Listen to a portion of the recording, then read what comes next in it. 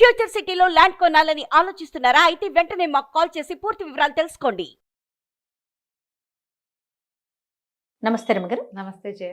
రమగారు, మనకి వింటర్లో జలుబు, దగ్గు, ఎక్కువగా ఫ్లమ్ రావటం ఎక్కువ చూస్తుంటాం. ఏమన్నా హోమ్ రెమెడీస్ చెప్తారా? బేసిక్ థింగ్స్ జయ. చలికాలం వెచ్చటి ఆహారం తింటాం. పొద్దుటిది రాత్రి, రాత్రిది రేపు పొద్దున మానేయండి. ఫర్మెంటెడ్ ఫుడ్ చాలా మంచిది అట్లా చెప్పుకుంటాం. ఈ సీజన్లో కాదు. మీకు జలుబు కానీ, ఒంట్లో గొంతులో ఫ్లమ్ కానీ, చలికాలపు బాధలుంటే అస్సలు చల్లటి పదార్థాలు తినద్దు. ముందు రోజువి మర్నాడు తినబోకండి. ఓకే.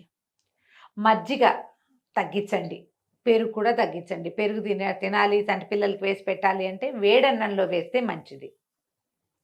రాత్రిపూట పెరుగన్నాలు మజ్జిగన్నాలు తగ్గిస్తే మంచిది.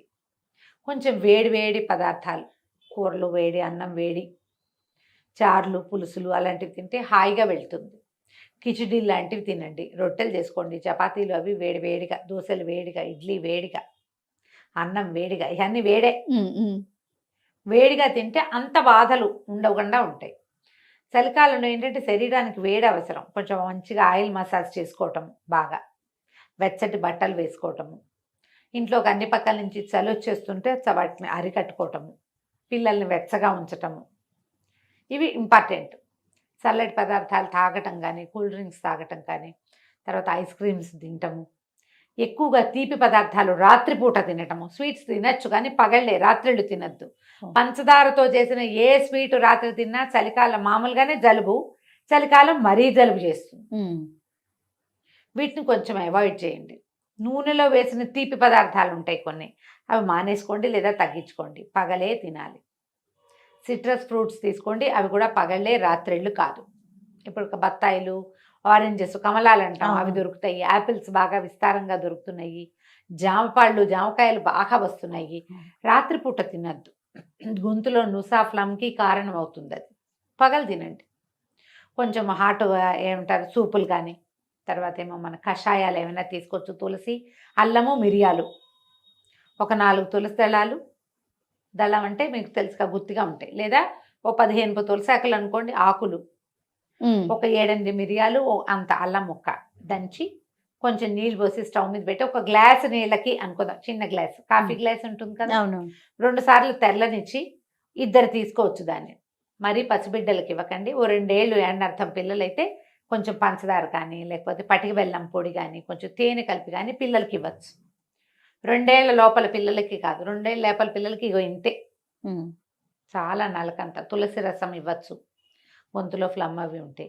ప్రధానంగా డాక్టర్కి టచ్లో ఉండండి. కొంతమందికి నెబులైజేషన్ అవి అవసరం పడతాయి. ముక్కు మొహం మూసుకుపోతాయి, పాపం ఊపిరి అందదు, పిల్లలు అవస్థ పడతారు. చంటి పిల్లలకి కొంచెం గొంతులో నుసగా ఉంటే పక్కకి తిప్పి పడుకోబెట్టండి. ఏదైనా కొంచెం ఆయిల్ మసాజ్ లాంటిది కొంచెం గుండెల మీద అట్లా కొద్దిగా తేలిగ్గా రాసి, కొంచెం వెచ్చటి కాపడం, వేడి వేడి కాపడం కాదు సుమా, కొంచెం వెచ్చగా కాపడం పెడితే ఈ గొంతులో గరగరలాడుతున్నటువంటి ఫ్లమ్ బయటకు వచ్చేస్తుంది. కడుపు నిండుగా ఉన్నప్పుడు కాపడాలు పెట్టబోకండి. పొట్ట నిండా పాలు తాగాక కాపడం పెట్టారనుకోండి కక్కేస్తారు, అది చేయకూడదు. పొట్ట ఖాళీగా ఉన్నప్పుడు కొంచెం కక్కేసినా ఈ గొంతులో ఉన్న గరగరంతా బయటకు వచ్చేస్తుంది, ఏం పర్వాలేదు. తమలపాకు రసం ఒకటి ఇవ్వచ్చు చంటి పిల్లలకి. తమలపాకుని కొద్దిగా ఆయిల్, ఆముదం కానీ, ఒక్క నూనె చుక్క కానీ రాసి స్టవ్ మీద ఇట్లా ఇట్లా చూపించామనుకో, అట్లా ఒడిలిపోయినట్టు అయిపోతుంది. పొయ్యి మీద లేదా వెచ్చగా ఏదైనా దీపం మీద చూపిస్తే ఆ ఒడిలిపోయిన దాన్ని బాగా నలిపితే అంత రసం వస్తుంది. ఎంత చూపిస్తున్నాను, కనపడుతోంది కదా, కాదు ఇంత. దీంట్లో పటిక బెల్లం పొడి కానీ, తేనె కానీ వేసి పిల్లలకి ఇస్తే ఈ గొంతులో పట్టుకుపోయి గరగరలాడుతూ కళమని కదులుతూ ఉంటుంది చూడు, అది వామిట్ అయిపోతుంది తమలపాకు రసంతో. కొంచెం 7-8 నెలలు ఉన్న పిల్లలకి అట్లా ఇవ్వచ్చు. చాలా జాగ్రత్తగా 1 టైం, ఒక్కసారి ఈ పని, రోజు కాదు, ఒక్కసారి.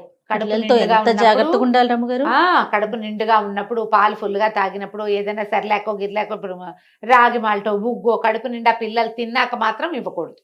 మీరు కాపడం పెట్టేటప్పుడు పొట్ట నిండుగా ఉండకూడదు. ఇట్లా రసాలు ఏమైనా పోసేటప్పుడు ఉగ్గు పోస్తారు కదా పిల్లలు, కొంచెం మన వసకొమ్ము అవి అరగదీస్తారు, అలాంటప్పుడు కూడా పొట్ట నిండుగా ఉన్నప్పుడు ఆ పని చేయకూడదు. కాసిన పాలు ఉంటే ఏం కాదు, పాలు తాగిన 1 గంటకి ఏమవ్వదు, పాలు తాగగానే మాత్రం చేయకూడదు. ఇవి ఇవ్వచ్చు. మీరు కూడా శుభ్రంగా తులసి రసం తీసుకోవచ్చు, మిరియాల కషాయం తీసుకోవచ్చు, తిప్పతీగ కషాయం తీసుకోవచ్చు. ఏ గ్రీన్ టీ తాగినా హాయిగానే ఉంటుంది. కరివేపాకు, ధనియాలు, మిరియాలు, అల్లము 4టిని కషాయంలాగా కాచే శుభ్రంగా నేటివ్ టీ తాగేయండి. మన దగ్గర సుమన్ టీవీ ఛానల్లో మామ్స్లో ఉన్నాయి అవును అవును. కషాయాలు. 3-4 కషాయాలు తీసుకోండి. తమలపాకు కషాయం కూడా కాచుకుని తాగొచ్చు. మన గొంతులో నుసగా ఉంటే 2 తమలపాకులు చింపేయండి చక్కగా, శుభ్రంగా కడిగేసి, కడగకుండా కాదు, చక్కగా కడిగేసేయండి. తుడచకపోయినా పర్వాలేదు, చింపి నీళ్ళలో వేయండి. ఒక గ్లాస్ నీళ్ళకి ఆ గ్లాస్ నీళ్ళకి 2 తమలపాకులు వేసుకోవచ్చు.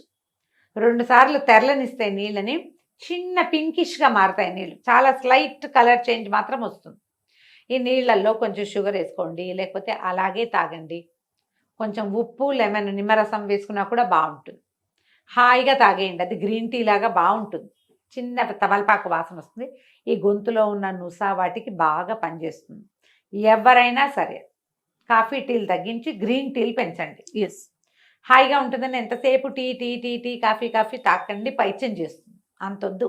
ఉదయం 2 సార్లు డే టైంలో టీలు, సాయంకాలం 1 టీ కాఫీలు, అంతే. కాఫీ టీ మొత్తం కలిపి ఆల్టుగెదర్ 4, అంతకంటే చేయొద్దు.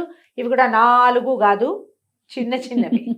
ఫుల్ గ్లాసులు తాగుతారు, పెద్ద పెద్ద లోడ్స్ తాగే అలవాటు, అంతంత తాగద్దు. దాని బదులు మీరు గ్రీన్ టీస్ తాగండి. ఇలా వేసుకోండి చక్కగా. కరివేపాకు నీళ్లు తాగొచ్చు, చాలా హాయిగా ఉంటుంది. చాయ్ తాగినట్టే ఉంటుంది, సుఖంగా బాగుంటుంది. బయట ఫుడ్స్ కొంచెం తగ్గించండి. ఓకే. ఆయిల్ ఫుడ్స్కి పెద్దగా వెళ్ళొద్దు. ఈ సీజన్లో కొంచెం ఇంట్లో వేడివేడిగా, సాయంకాలం రాత్రిళ్ళు పెద్దవి కదా, అవునండి. శీతాకాలం 5కే చీకటి పడిపోతుంది. రాత్రి ఇంకా 8 ఇంకా 9 12 అవ్వలేదా అలా అనిపిస్తూ ఉంటుంది. తొందరగా పడుకోండి. రాత్రి కాలపు వెచ్చదనాన్ని హాయిగా అనుభవించేందుకు ప్రయత్నం చేయాలి. తొందరగా పడుకోవటం, లేట్ నైట్లు పడుకుని పొద్దున్న తేలేస్తే జలుబు లక్షణం పెరుగుతుంది. ఓకే. లేట్ నైట్ స్లీప్ వల్ల.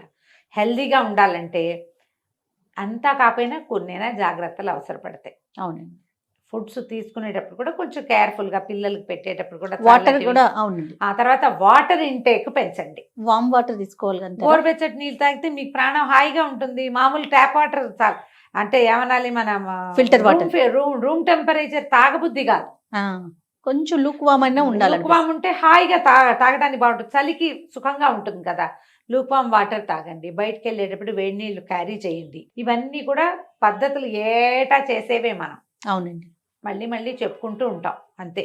ఎవ్రీ ఇయర్ మనం ఈ జాగ్రత్తలే పాటించాలి. ఇప్పటి నుంచి డిసెంబర్ రాబోతోంది, ఫిబ్రవరి దాకా ఇంచుమించుగా మన పరిస్థితి ఇదే, ఇలానే ఉంటుంది. కాబట్టి ఇలాంటి జాగ్రత్తలతోటి హెల్దీగా మెయింటైన్ అవ్వండి. ఎందుకంటే ఇవాళ రేపు మనకి బాగా వైరల్స్ కనపడుతుంది, విపరీతంగా ఉంటుంది. ఈ జలుబు వైరస్ వచ్చి జ్వరం వస్తుంది అనుకునే వాళ్ళం కాదు, ఇప్పుడు వామిటింగ్స్, మోషన్స్ అవుతుంది. అవునండి. ఎవరు కదిపినా ఏం తిన్నా చివరికి ఇందులోకి పరిణమిస్తుంది. అందుకని తిండి జాగ్రత్త, నీళ్లు జాగ్రత్త. బయట మోస్ట్లీ అవాయిడ్ చేయటమే మంచిది. ఫంక్షన్స్ లో తింటాను, ఫంక్షన్ అయితే ఇంకా తప్పదు రమ్మగారు. ఇక అక్కడి నుంచి ఇది వస్తుంది, అక్కడి నుంచే ఇవి వచ్చేస్తాయి.